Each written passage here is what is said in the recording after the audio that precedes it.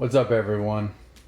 This is Patrick Jaguar with Cosmic Alchemist Astrology, and joining you from the living room today. I left my camera, my good camera, at my office, so got you on a cell phone today. Haven't done that in a while. But anyway, let's just look a little different.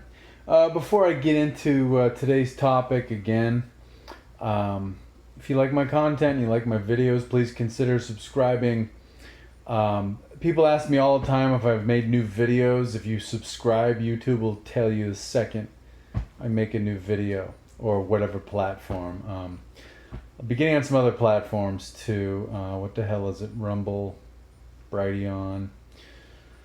YouTube's going pretty censorship happy. So anyway, yeah, subscribe, share, like the videos, drop a comment too. It helps it do better in the search algorithm. Thanks to everyone who's been doing this. So yeah, enough of that. So it's Sunday. It's the 22nd. The full moon was actually early this morning. The maximum, but we'll see it at its largest tonight. And pretty important one. Full moon in Aquarius. This is Aquarius is the sign of humanity. And then specifically for America, it's it's in the third house, so it's a house of media, communications, all that kind of thing. So, and it's 5 degrees Aquarius, so specific to America, it's conjunct America's natal moon. America's natal moon is 7 degrees of Aquarius. So the full moon happening at 5 degrees, it's conjunct. It's 2 degrees away. That's very close. Very strong influence. So it's conjunct. And the big thing to me for this full moon is it's all about this is basically the divine signal saying, if you haven't claimed your sovereignty, then God help you if you haven't gotten the picture yet. So by sovereignty, I mean recognizing yourself as you are your ultimate authority, and you are your leader ultimately, because you have a soul. Everybody's soul is part of the divine, part of what we call God. Nobody's soul is greater than yours. Nobody's soul is lesser than yours. So you are your own sovereign. But to fully embrace this, to claim that sovereignty, you really have to embrace your selfhood. And you can't go run and hide behind, your little clubs, little political clubs, any kind of association, a church, a religion, a social movement. You can't hide behind all that shit. When you identify yourself as a member of a group, you're running away from yourself. You're making yourself weaker, and you're giving your power to somebody else. We're all part of groups of people. We have relationships. We have friends. We have families. Some of us choose to join clubs and organizations, but you have to be a self first and foremost, or else you're just giving up your responsibility and giving it to somebody else who is not necessarily going to use that power you've given them in your interests, just because you have blind faith in them. So any kind of collective is like this. Even in your relationships, you can't just hide behind your relationship. And romantic relationships and family, you just can't trust those types of relationships to just make you feel better and take care of your problems. You have to be a self going into that. So you have to face all of the things about yourself that you don't really like to acknowledge, and things that make you uncomfortable, or else you lose in the end. So being sovereign is recognizing that you are your own leader and you are your own ultimate authority. So that to me is what this full moon is all about.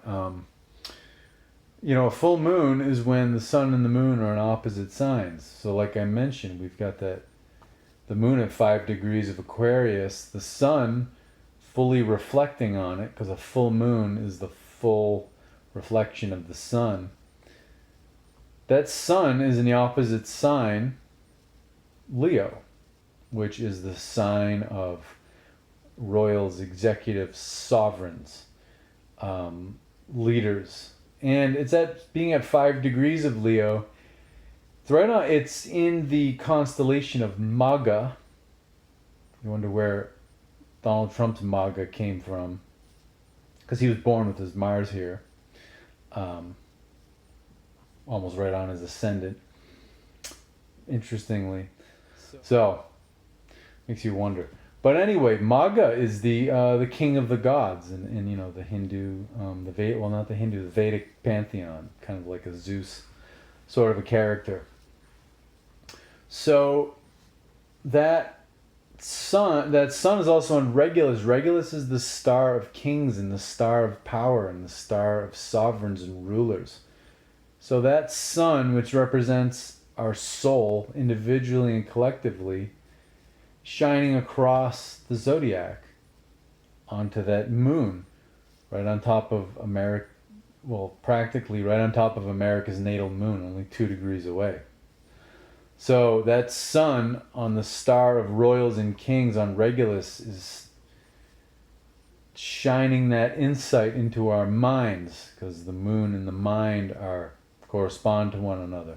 The moon is the macro version of the mind. So it's telling us, be your own ruler, be your own royal, be your own sovereign, and lead yourself, and don't look for Ivy League clowns and slimy lawyers in politics and experts to do that for you. Your experience, nobody's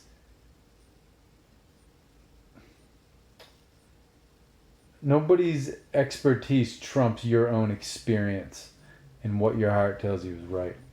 So that's what this full moon is all about. Since this full moon is on top of America's natal moon, this can also give us insights in what's going on in the world. And again, the world is not encouraging anyone to embrace their selfhood and be their own leader. It's encouraging people to give up their power and just do what they're told. Just shut up and do what you're told, because these people on TV have PhDs and law degrees, and they wear $5,000-$10,000 suits and Rolexes and the whole bit. So crucial time where you're either going to fall for that, or you're going to have some dignity and lead yourself. So yeah, and part of that's having common sense.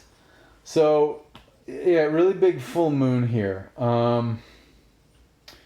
Especially for America, that Leo, where the sun is reflecting onto the moon, it's in the 9th house. And the 9th house, one of the things the 9th house does is it represents higher consciousness and, the highest heaven.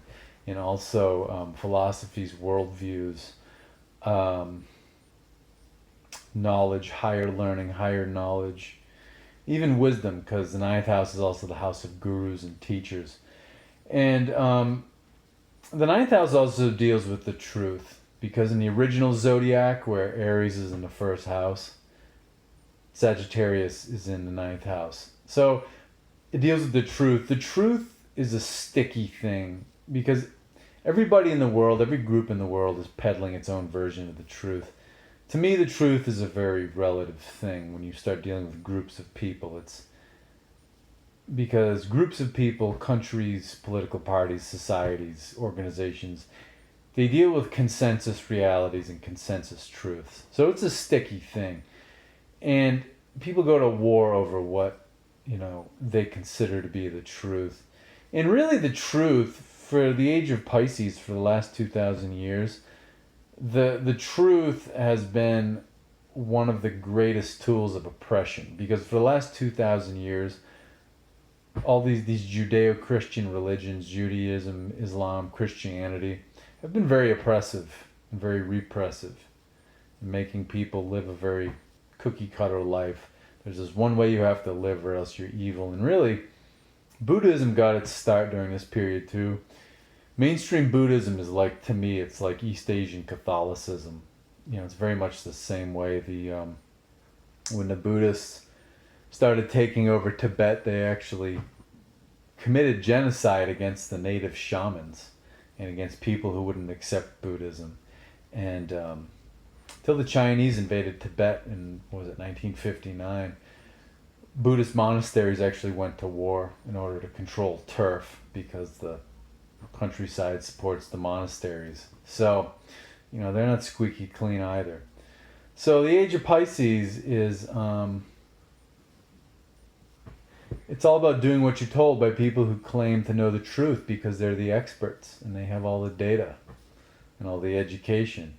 And you just need to listen to them, or, you know, you could be censored, killed, or imprisoned.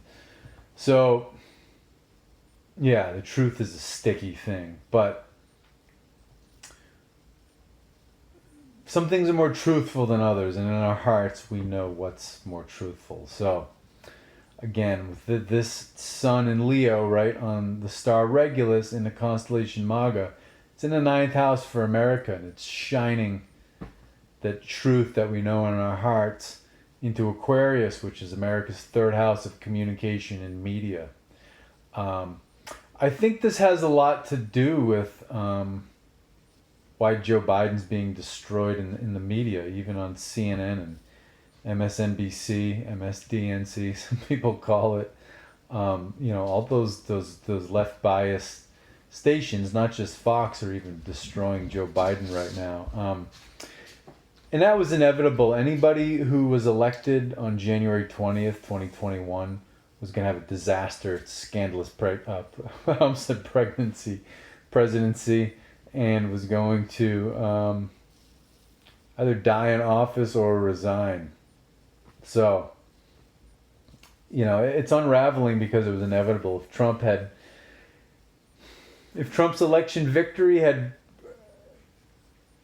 had prevailed in the media, if that story had prevailed in the media and he had been sworn in, Trump would be in the middle of a debacle right now, and he'd be, you know, in even more dire straits than he was during his 4 years and during his term. So anyway, yeah, some truth is coming to light, because again, this is happening right on top of America's moon, America's natal moon. Now, another interesting thing here I want to look at is the nakshatra, this smaller constellation where this full moon is taking place, and also where America's natal moon takes place, is called DHANISTA. So DHANISTA is one of these smaller nakshatras, these lunar mansions, these constellations, that is partly in Aquarius. Because every sign has 2.5 of these nakshatras, these smaller constellations, these lunar mansions. So DHANISTA is interesting. It's the nakshatra of the 8 Vasus. So the Vasus are Vedic gods and goddesses. They're a special category. They're actually terrestrial deities, terrestrial gods. Now, if you look at mythology, the two broad categories of deities, of gods and goddesses, are always celestial and terrestrial. Celestial tend to be better known. The celestials are timeless. They live outside of time and space. A way to look at it is that the planets and the stars are actually their bodies. So those planets and stars have consciousness. And so they live outside of time and space. So they're like kind of omniscient. So kind of all-knowing children. And they're extremely powerful. They're extremely aware. But being outside of time and space, they don't have wisdom, because they don't age, and wisdom comes with aging, with the passage of time. So they're kind of like, they're like all powerful and all knowing children, and they can be very extremist because they're all about purity and timelessness, and that is not possible in the earthly world. So they don't see things from a human perspective. Now, this other category, these terrestrials, They are elemental gods, and they're gods of fertility and of magic and of the seasons and cycles of the earth. So they're kind of like they're like the grandparents, and they're very they're empathetic to the human condition, and they tend to be more forgiving. When you look at the mythology and how they relate to human beings. And, a big thing with grandparents is they've gone through life and they know what's worth worrying about and getting worked up about and stressed out over. So if you grew up with grandparents, you'll find that your grandparents were less high strung than your parents. Your parents would get, especially if you're one of the oldest children in your family, your parents would kind of helicopter over you, and they would get stressed out about every little thing you do and every possible misstep you could make. But your grandparents are more like, don't worry about it. You're fine. You're a good kid. You're doing the right thing.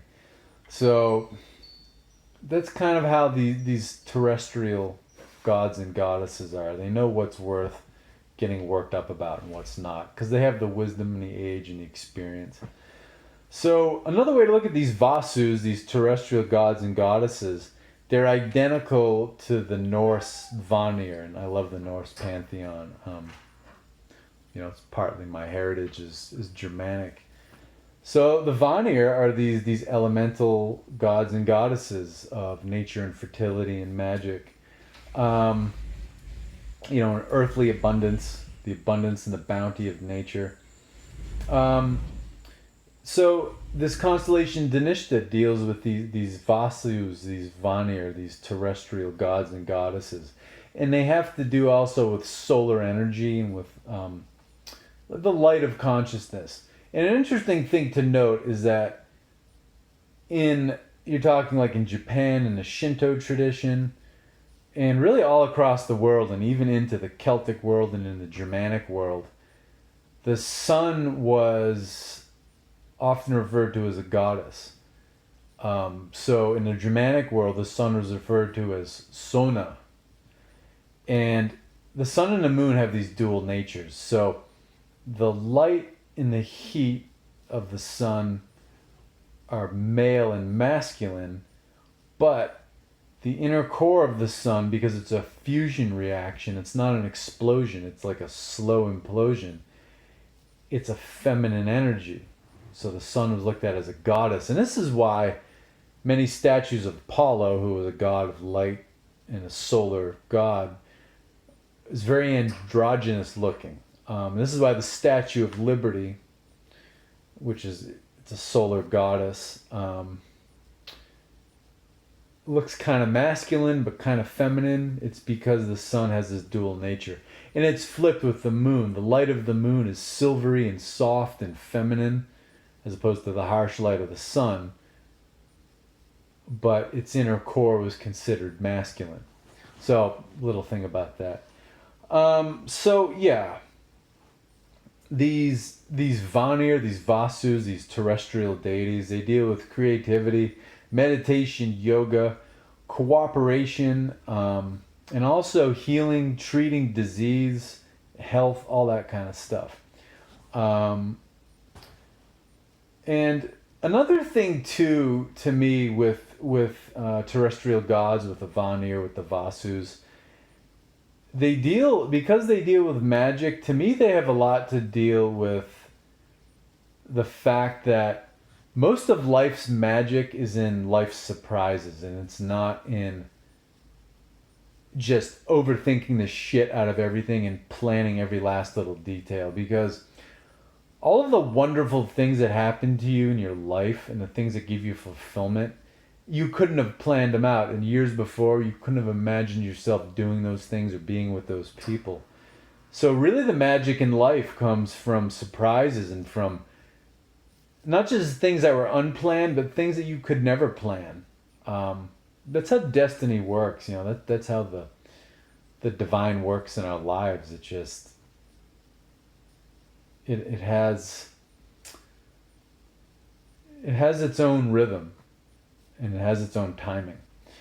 So when you put all this together, I think what this is telling us, it's shining light on, the truth. Because DHANISTA, dealing with these terrestrial gods, deals with healing and treating disease and cooperation. It's all about what we have going on right now. These governments trying to lock us down and trying to, get us to cover our faces and stifle our breathing and keep us from getting together and congregating. I think it's shining light on the truth of what's below all this shit that these Ivy League clowns that run the government want us to do. And it's being, where this moon is taking place, it's in the sign of humanity, so it's telling humanity, think twice about what you're being told. And then for America, being in the house of media and communications, the third house, it's telling you, question the media and don't let the media's expert opinion trump and supersede what you feel in your gut and your heart to be true and to be right and to be the best thing for you. So that's my take on that. Another thing about DHANISTA too, it's unfavorable for restrictive behavior, because Capricorn is restrictive. Aquarius, where this full moon is taking place, where DHANISTA is, Aquarius deals with egalitarianism and freedom and being able to do what you want as long as you're not hurting other people. So this is very unfavorable for restrictive behavior. It also says for tactfulness. I look at that when they talk about tactfulness, it's more about biting your tongue so you don't offend other people. But, right now, our country, our countries, our freedom, our way of life is really on the line. So tactfulness in this case would be biting your tongue and not saying how you really feel about all this stuff, because you don't want to offend other people. You don't want to offend the little snowflakes, the woke snowflakes that get their feelings hurt easily. So this is not the time to do that. This is the time because especially for America, it's the house of communications. It's the time to say how you feel about these restrictions that people are trying to put on you. Not just the government, but, the sheep that try to herd and control their fellow sheep. Your fellow citizens trying to control you. Where's your mask? I'm going to report you. So, those kind of little bastards. Those petty little tyrants. Yeah,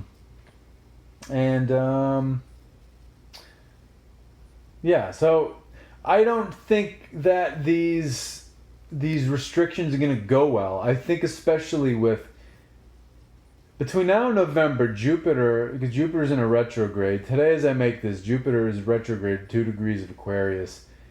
It's in September, next month, it's going to retrograde back to Capricorn. And then around second half of November, Jupiter is going to come back to Aquarius. So I think that's going to make this fall look a lot less ugly. People are freaked out right now. We're going to have a shitty fall, a shitty winter. It's going to be COVID craziness, mask craziness. Wear 3 masks because 1 and 2 aren't enough. Get your boosters, get your shots.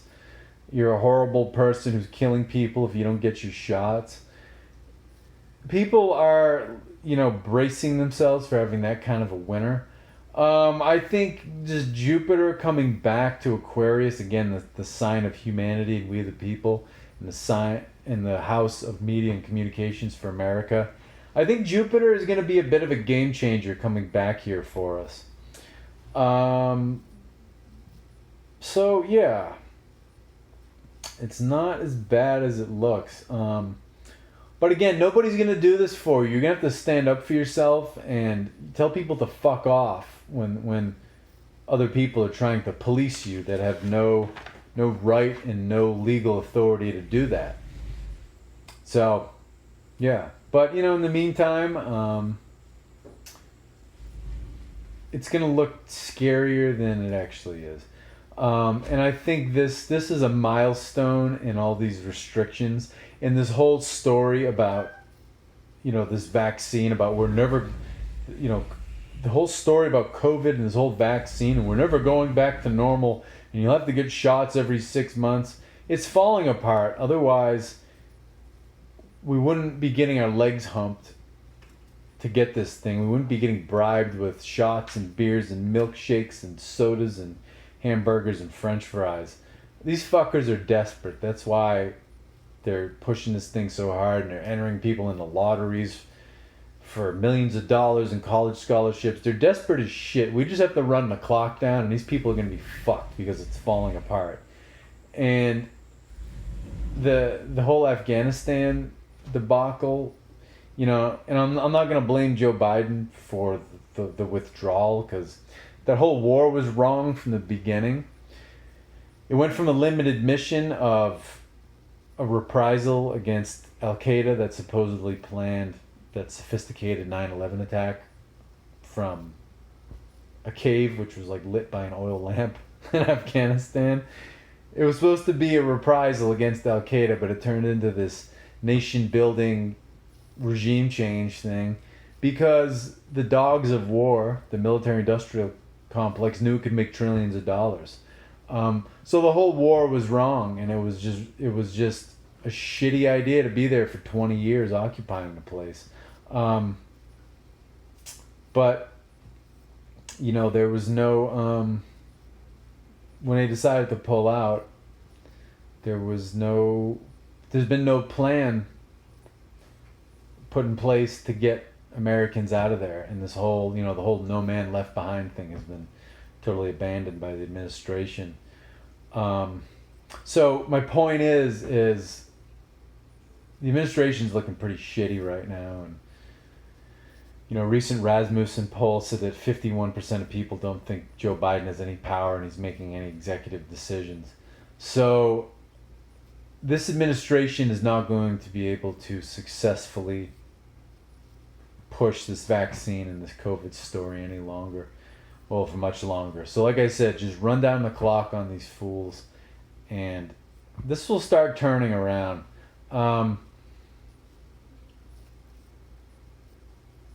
Hysterical people in the population are going to be a bigger thing to concern yourself with than the government. So anyway, yeah, this full moon is about claim your sovereignty now if you haven't already, or God help you, because you're gonna get conned into something ridiculous. You're basically gonna get conned into giving up your own personal and medical freedom because you're living from fear instead of your own authority and your own sovereignty, and you're gonna get let off a cliff into the ocean by a Pied Piper. So yeah, that's my that's really my 2 cents on this. So fight for your freedom now or lose it forever. So anyway, if you have not had a Vedic astrology reading from me and you want to check that out, I highly recommend it. I don't do astrology readings to entertain. It's empowerment. It's all about showing you, well, not so much showing you, but just helping you to remember, what your life purpose is, what your life path is, what you're on earth to do. I custom build you a meditation and basically a ritual you can use to empower your subconscious and your unconscious minds. It's a great roadmap through life, and it just helps you to have confidence in things you know about yourself but weren't totally sure about. I do rune readings too. It's a great mind map to see where things are blocked in your mind, where you're hitting your glass ceilings as far as hitting your goals.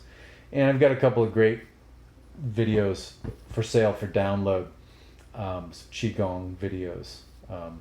Qigong is an awesome health practice. It's a mind-body practice that improves your physical health and your mental health as well, and your spiritual health. So thanks for tuning in, and I'll be seeing you. Have a nice one.